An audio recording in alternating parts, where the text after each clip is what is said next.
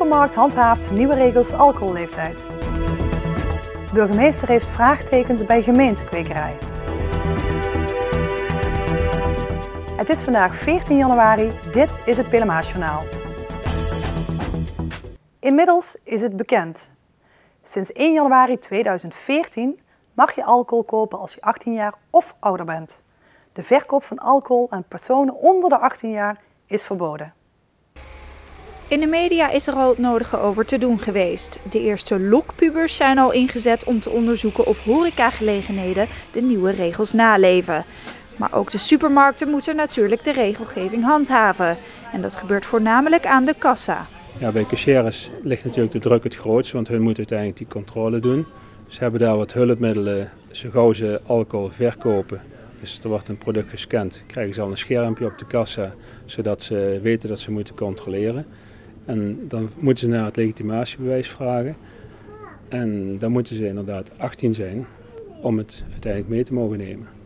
Voor de cashiers is het soms moeilijk, omdat zij vaak leeftijdsgenoten moeten vragen naar hun idee.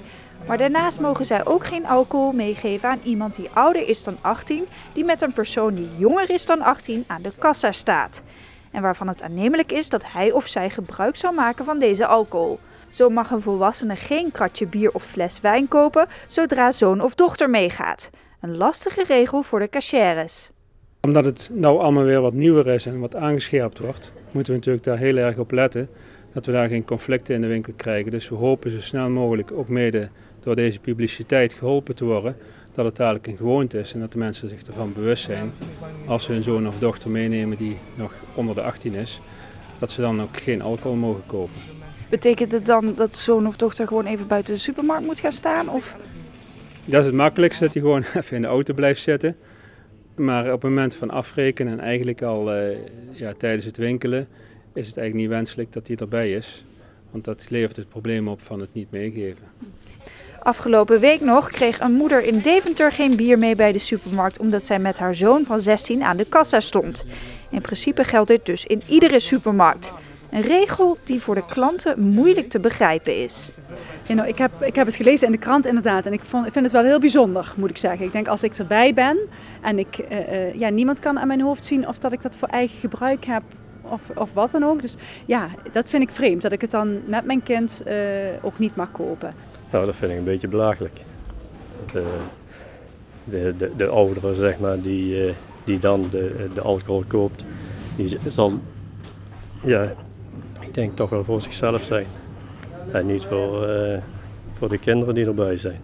Nou, het heeft gewoon twee kanten. Aan de ene kant denken van ja, je moet er volwassen bij zijn om het te kunnen kopen. Aan de andere kant is van ja, als je thuis de gelegenheid geeft om gaan te drinken, ja, dan geef je al de eerste aanzet van drink je thuis maar in en dan ga je dan maar ook eens anders drinken. Dus het is gewoon heel tweezijdig. Heeft u zelf kinderen? We hebben zelf kinderen, ja. In welke leeftijd? 14 en 16. Neemt u deze dan dus ook niet meer mee naar de supermarkt als u zelf een kratje bier wil halen? Nou, ik drink zelf sowieso niks. En mijn vrouw drinkt ook bijna niks, dus gewoon heel af en toe met verjaardagen. Maar ik denk als inderdaad iets aan dat je daar gewoon toch wel rekening mee houdt. Zo, ja, dus krijg je daar bij de kassa, sta je toch zo te kijken zo van je krijgt het niet mee. En dan sta je zo naar te kijken zo van ja, dat schiet natuurlijk niet echt op. De bedoeling is dat u, mocht uw kleinzoon straks 16 zijn, dat u die thuis laat als u boodschappen gaat doen. Wat doen we dan? De boetes die supermarkten kunnen krijgen zijn fix. Het begint met een geldboete van €1360, maar na 2 geldboetes kan de gemeente de vergunning aan de supermarkt om alcohol te verkopen schorsen. Om beter te kunnen garanderen dat er geen alcohol wordt verkocht aan personen onder de 18, hebben de supermarkten gezamenlijk afgesproken om klanten onder de 25 naar een legitimatiebewijs te vragen. En daarbij kan een vrijwillige medewerking van de klant het vergemakkelijken voor de cashier. Nou, het zou ons heel erg helpen, zo gauw het eigenlijk een gewoonte is, dat de personen van 18 jaar al meteen het legitimatiebewijs spontaan aan de cashier geven. Dan helpt het haar of hem in ieder geval om die vraag te hoeven te stellen. En uiteindelijk ook de ouders daar begripvol mee omgaan, dat ze weten wat de regels zijn en daar ook hun gedrag op aanpassen.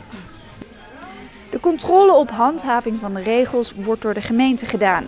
De gemeente Venray heeft aangegeven niet van plan te zijn om voorlopig hard op te treden bij overtredingen van minderjarige drinkers. Freek Tonen uit Leunen blijft ook volgend seizoen bij Achilles 29. De Spits tekent voor een jaar bij in Groesbeek. Tone stond eerder dit seizoen in de belangstelling van de Graafschap uit Doetinchem. Freek Tone is bezig aan zijn tweede seizoen bij de Groesbeekse club. Hij kwam 2 jaar terug over van hoofdklasse Venray. In zijn eerste jaar in Groesbeek werd hij meteen topscorer in de topklasse, met 18 doelpunten. GroenLinks wil gemeentebesturen de vrijheid geven om te experimenteren met wietkweken. Tweede Kamerlid Liesbeth van Tongeren komt met een nota-experimenten lokaal wietbeleid. Dat maakte zij tijdens haar werkbezoek aan Limburg bekend. Volgens de partij is het huidige beleid, waarbij wel wiet wordt verkocht maar niet mag worden gekweekt, niet te handhaven. Gemeenten kunnen wat GroenLinks betreft kiezen voor een gemeentekwekerij of een legale, lokale kweker. Burgemeester Hans Gielissen van Venray heeft zijn vraagtekens bij dit idee. Nou, ik vind de moeite van het bediscussiëren waard, maar ik reageer even heel erg primair. Nog even een brug te weg om dat als gemeente in eigen beheer te gaan doen, want ik vraag me af of wij daar erg goed in zullen zijn. Wat zijn uw bezwaren? Ja, het is denk ik niet aan de gemeente om ergens zeg maar fysiek producent van te worden. Wij hebben daar helemaal geen verstand van. Als je de achterdeur al reguleert en zegt we willen de stroom van aanvoer op een goede manier regelen, dat het ook gereglementeerd is, ben ik het ermee eens dat je dat door bedrijven laten doen die op een of andere manier dicht tegen de overheid en de democratische controle aanzitten. Maar ik zou het als gemeente nog niet zo gauw willen. Dan moet je dus een afdeling wiet kweken gaan. Ziet u het voor zich?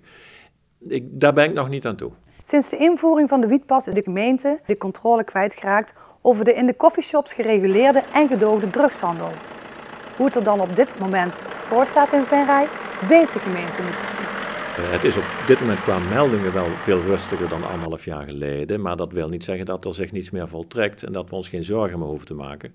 Dus ik kan daar niet over in details gaan. Weet wel dat we vanuit de politie, maar ook vanuit de gemeente en het Rijk en de provincie, dat heel goed in de gaten houden, voor zover we dat kunnen. Ja, en dan hebben we het over drugs. Gaat het dan voornamelijk over wiet of ook harddrugs? Ja, het is geen geheim dat na aanleiding van de invoering van de wietpas een groot deel van de markt zich heeft verplaatst naar plekken waar wij geen zicht op hebben. En het is ook geen geheim dat er ook toe heeft geleid dat het aanbod wat is verbreed. En daar bedoel ik mee dat er behalve softdrugs ook harddrugs in toenemende mate worden verhandeld. En daar heb ik wel mijn zorgen over, ja. De burgemeester staat positief tegenover een discussie in de Venrayse Raad over het experimenteren met wietkweken. GroenLinks gaat binnenkort een nota voorleggen aan de Tweede Kamer. Tot zover dit PLMA-journaal.